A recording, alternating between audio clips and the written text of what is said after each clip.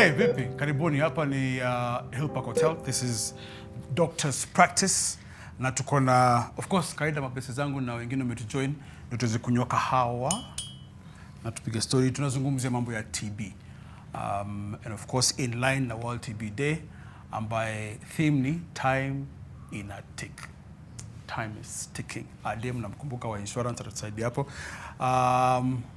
Ule anatujoin leo Dr. Steve Wanjala Mastivo, anafanya kazi na Center for Health Solutions Kenya. Natuambia exactly for vitu gani.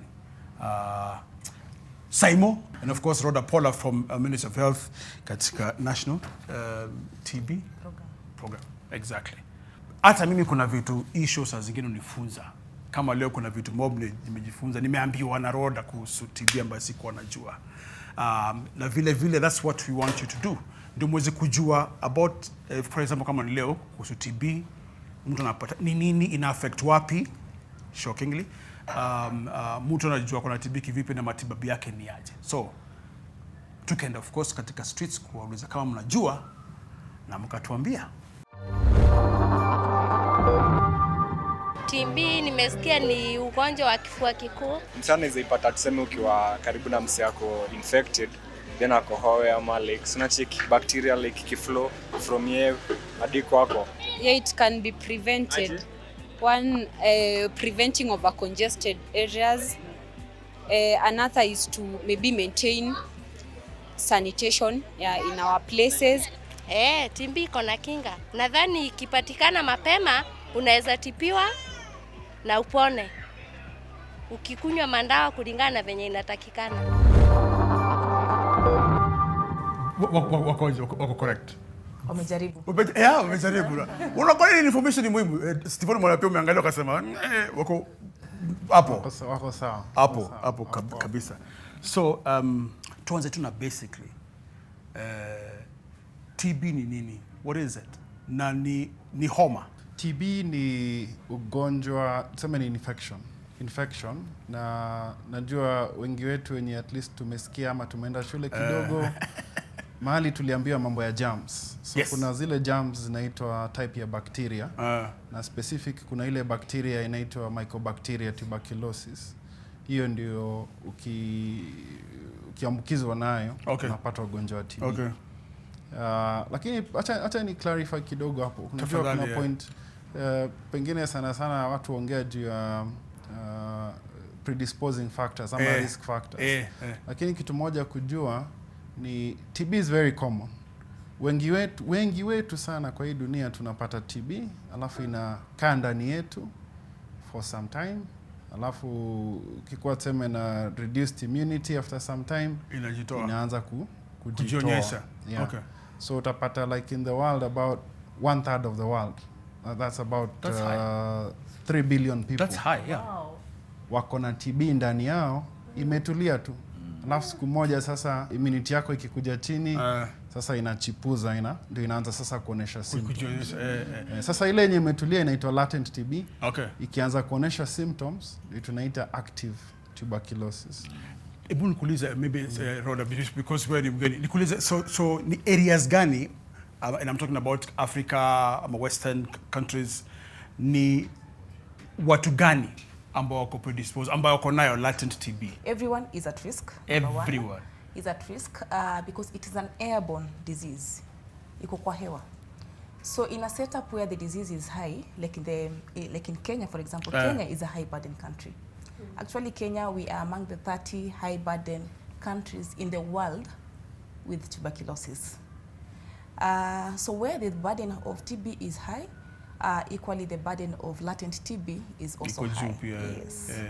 But the good thing is it's all about your immune status. If your immunity can contain it, you can stay with latent TB for a long period of time. But immunity kishuka, sasa hapo ndio shida iko. Take over. Aya, tunde deeper sasa. Kuna XDR na kuna MDR. So TB huwa tunaiangalia in various classes. The most common class of TB is pulmonary TB. Most common ile ndio ama jamaa anasema kifua kikuu inakuwa most common inakuwa in your lungs. Lakini sasa patient mwenye anaekwa on treatment for hiyo TB, various reasons can lead to our patient wakwe resistant to what we call first line treatment for TB. Na vile tumesikia it's a high burden disease all over the world. Actually tunaita a notifiable disease because it's a disease of public health concern. So the cost of treating those 3 billion people across the world is huge as well. So we have to ensure that tuna manage peer costs by making sure tunaweka as many people on the treatment that has a lower cost with a higher efficiency or efficacy. Na hiyo ndio first line.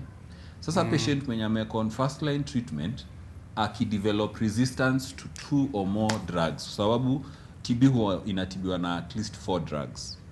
Akidevelop resistance, yani body yake hai respond to inakataa for various reasons.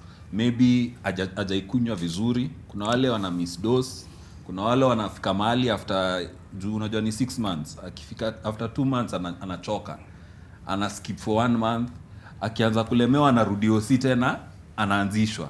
So those are the reasons why body sasa inaweza hiyo Mycobacterium tuberculosis, hiyo bacteria ina develop sasa resistance to the first line. So huyo patient sasa inabidi tumfanyie test tuone ni dawa gani ako resistant to juu ha respond. Tukipata hiyo dawa sasa tuna move to multi drug resistant TB, hiyo ndio MDR. So multi drug resistant TB sasa huyo ni patient ataanzishwa dawa na ataekwa dawa for up to 18 months. Na huyo patient sasa juu alikuwa amefail first line, huyo sasa tunamwambia utakuwa unakuja OC daily by the way. Tukuangalie, tukupatie, tunaita direct observation treatment dot. Tunakupea dawa, tunakwambia buda meza tuone vile una meza daily.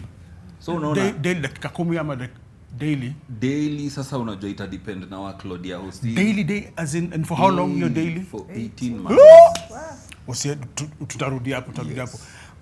Ade na hii kitu open sana kusema data because nataka hawa wawili waongee kuhusu kuna association ya serikali Ministry of Health na CHS na why hii association ni muhimu especially in the fight against TB. Umuhimu wa data. So what numbers are we looking at Ade?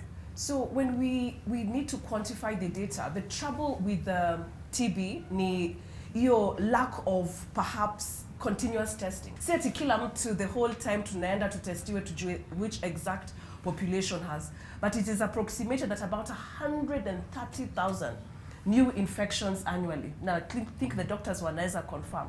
The only unfortunate thing, ile yenye sasa zina confirmiwa is only about 80,000 of this population.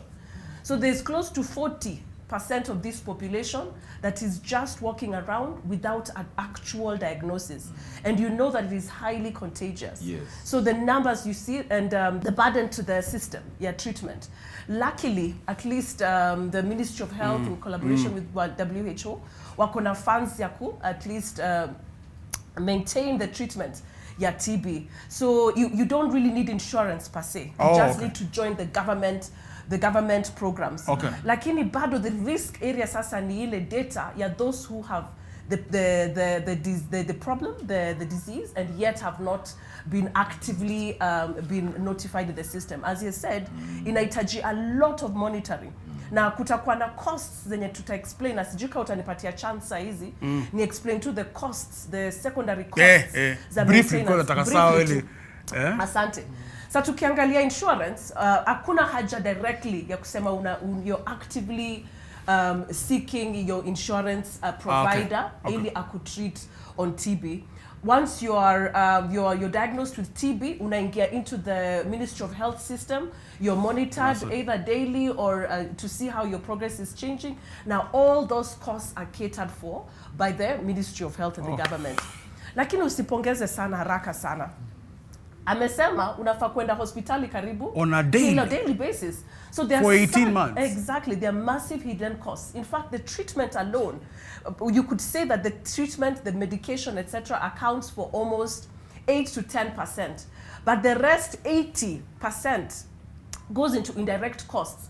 Transport, ya kwenda, unajua just the continuous day-to-day management so watu wengi hawa project hizo hidden or indirect costs of handling this disease. And then what again adds to the issue ni wale wenye hawajajulikana kwa system vizuri. So pia kuna ile issue ya complications zenye zinaweza arise out of TB which are now secondary issues zenye zinakuja. Sasa kama hizo you would find that naturally maybe insurance zita cover. NHIF pia actively takes care of the TB conditions and it's handled. But what is the strain to the society na TB ni lack of jobs, because you know it's 18 months of commitment daily. I see only boss wako akifurahi sana kama una miss a few hours every day here and there. A few hours? Yes. And the worst thing, it leads to increased poverty because watu wanapoteza makazi juu ya hii. Yeah.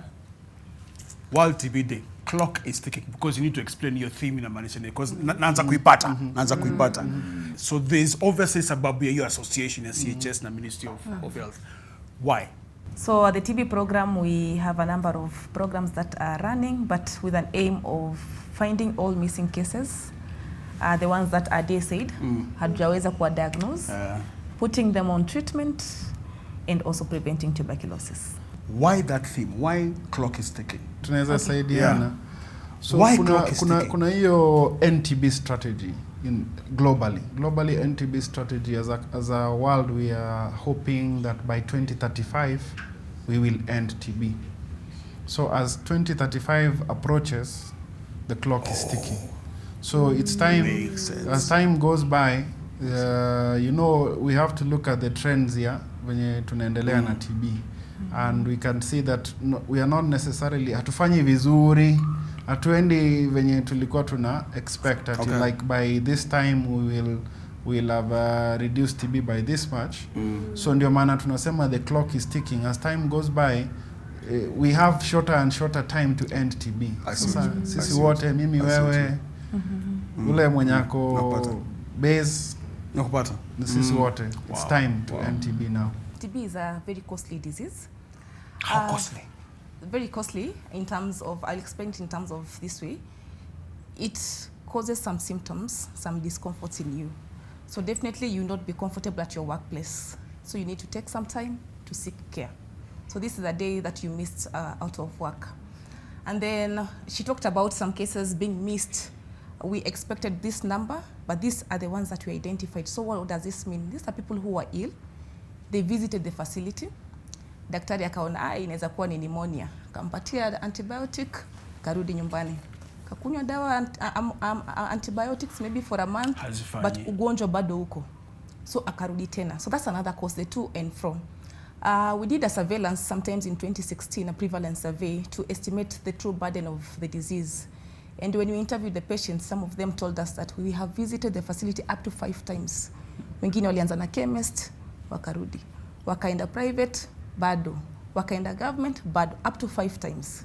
So that is already time wasted. Wasted, yes. Yes. So that's the first cause. Yes. So it is a costly disease to manage, which with the support we have from the partners like CHS, we have been able to make some milestones, I can say. Tukirudi, tutaongea tena hiyo mambo ya impact, especially ya TB. I'm happy kusikia Gavao wanatumia data. Huyu imbayo ni kama ngoma, ni kama firirindi. And that association, I like what you're saying in terms of hata kuongea na wananchi. Huyu mtu familia yake kwa wapi, are they affected? Because data ni muhimu. Bila data, vile Simon usema ni kama kwenda road trip bila map. Enda kuchukua kahawa na kama